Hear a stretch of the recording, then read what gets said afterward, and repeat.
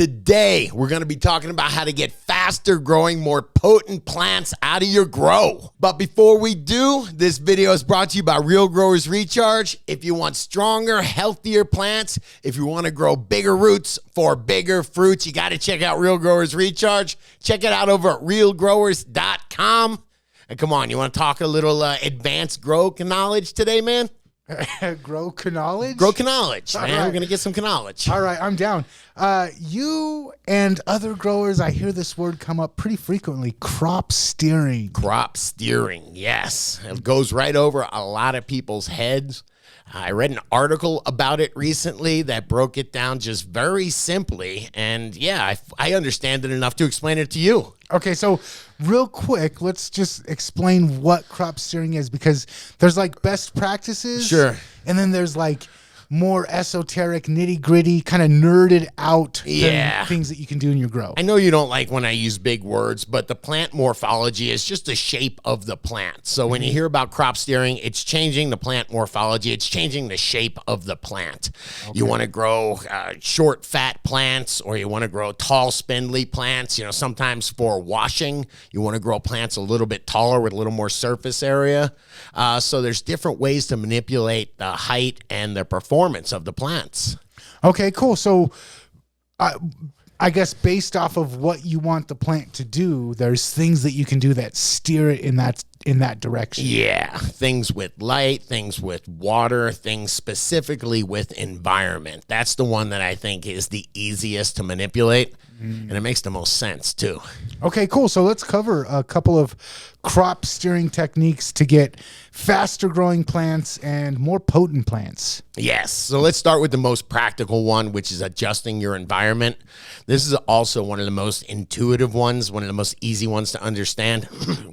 When we grow plants, these are annual plants. If you're growing outside, what are you going to do? You're going to grow it. It's going to get most of its growth during the summer, right? And then as fall goes, it gets into its reproductive phase. It's doing different things. So what crop steering is saying in a nutshell is when you're in vegetative growth, treat it like summer. When you're in generative or in the flowering stage, treat it like fall. Okay. So use the plant's natural responses to get the plant to do what you want it to do. Exactly. All right. So let's take a step back and talk specifically about veg. And you were talking about the environment. I'd like to kind of narrow in on temperature and humidity for veg for crop steering. What am I shooting for and why? How is it in the summer? Okay. You know, it's hot in the summer, right? So we want to go a little bit hotter in our grow, and it's also humid in the summer, at least some places it is. I guess we should clarify this is also geographic dependent. What I'm talking about is really for indoor growing, of course, where we can control the environment. And by the way, for this conversation, we're going to talk about really controlling the environment. Okay. So if I'm looking for an ideal temperature and humidity during veg to get my plant to do what I want it to do, right? What am I looking for in the ideal temperature and humidity? So you always want to go, 77 to 80. We're going to go a little bit higher than we normally go in veg. And we're going to go somewhere in the 60s, mid 60s, low 60s for humidity. Okay. So that's going to simulate, warmer days. Gotcha. And what is that going to do for my veg state? Why do I want that? It's going to favor vegetative growth. So strong vegetative growth, big, strong, disease-resistant plants. The next thing that I was going to ask was, you were talking about environment, temperature, and humidity. What about watering? Is there ways to use the way you water during veg to get the plant to do what you want it to do? Yeah, this one was cool. Now, I'm not sure everybody doesn't have the ability to do this, but it was neat. Just a lot of this stuff is fundamentals. You can see how a plant thinks, do I dare to say? And then, you can adapt it to whatever your grow is. But when they're doing crop steering, they actually measure the total capacity of what the container can hold, and then they give it little shots of water. And I kind of think of it as like if you're a football player, you go to the sidelines, they don't give you a big 24-ounce, Gatorade to chug. They give you just a squirt. You go back, you do another play, come back in, you're a little thirsty, they give you just a squirt. So that's the idea behind when you're crop steering in veg, and you don't want these things to slow down. You never want them to want for water. So they give them multiple shots of water, just a little bit a day, but they do it a bunch of times a day. I don't know the formula offhand, but they'll give it low EC, low fertilizer water, and just low fertilizer, but more times a day. And so the plant never wants for anything. It never gets thirsty, and it just blows up with growth, man. Okay, and so this obviously only pertains to like top watering. Yeah, this would be top watering. If you Google crop steering, you'll find that it's a Dutch thing. They used to do it with the 6-inch Hugo blocks. It's a 6x6x6 rock wool block. Very easy to find out the holding capacity of it, and then it just give it little shots of water. So that's the idea in veg. Okay, so in flower, let's go ahead and jump back to temperature and humidity. In veg, you said keep your temperature around 77 to 80 degrees, right. Humidity in the low 60s. When I flip to flower, what am I shooting for?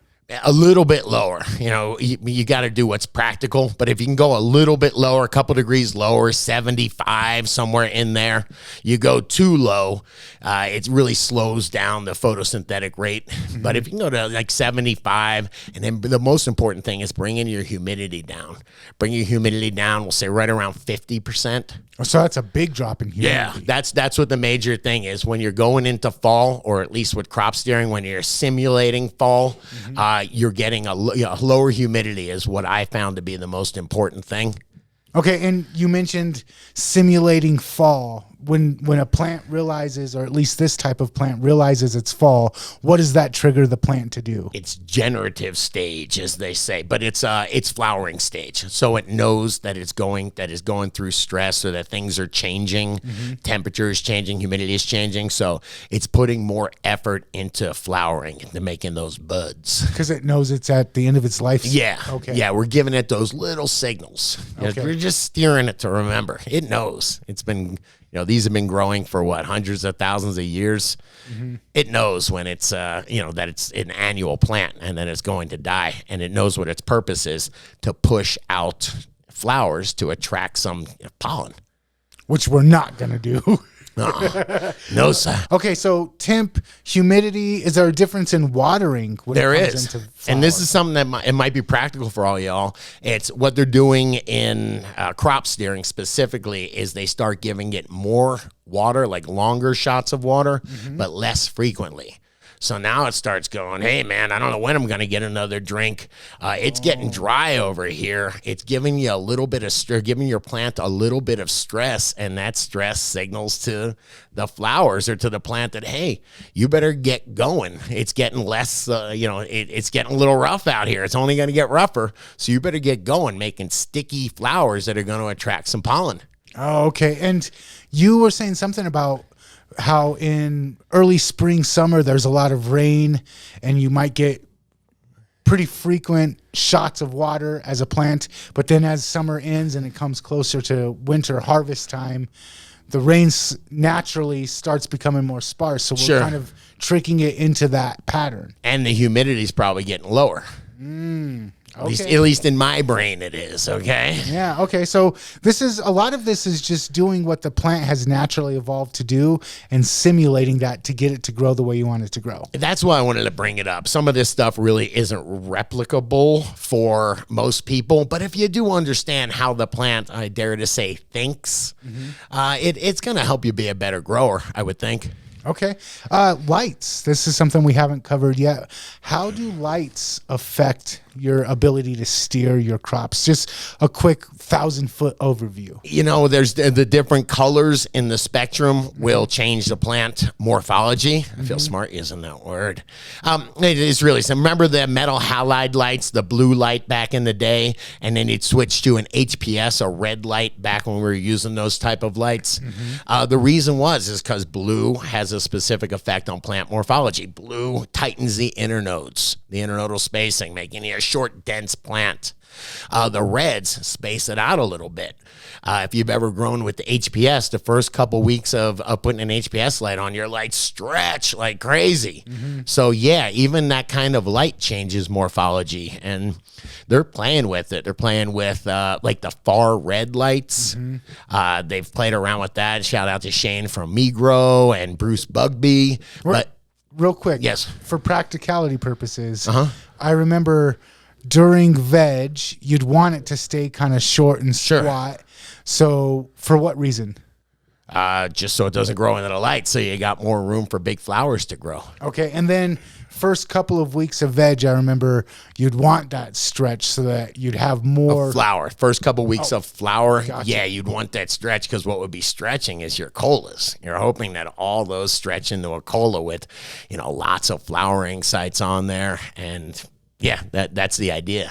But then that technique of using blue lights in the beginning and then switching to red light, right, that kind of fell by the wayside when LED took over, but it seems like it might be coming back. Like I said, it's important we understand the theory here, or I just thought it'd be interesting to understand the theory. And yeah, there's a far red light, there's deep red light that's that's kind of trending now. But don't forget, red is going to stretch your plants out. So that what they're finding with these deep reds or these far red lights as they're experimenting with them is they stretch the plants out. So if that's something that you want or need, if you're growing a really bushy strain and you want to try to stretch it out, yeah, red light, far red light is a tool.